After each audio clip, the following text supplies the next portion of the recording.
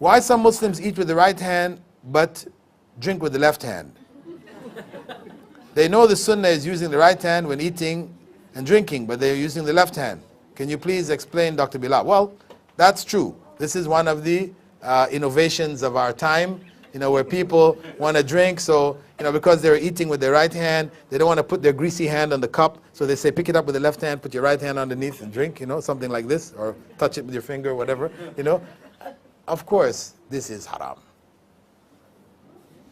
To drink with your left hand is haram.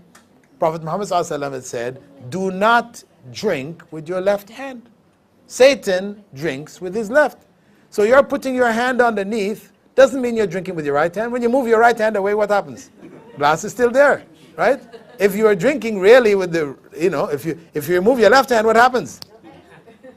So we know you are not drinking with your right hand. This is only symbolic. We're saying, okay, symbol to the right of the right, I'm touching it here, putting it here, but really I'm drinking with my left. But actually, this is a major, widespread haram. People say, okay, this is a little thing. We have Muslims dying in Palestine, you're talking about, eating and drinking with your left hand. But the reality is that if we cannot conform to the rules and the commandments of Rasulullah ﷺ in such a simple act, like drinking with the right, then what can we do for Palestine? What can we do? We're fooling ourselves,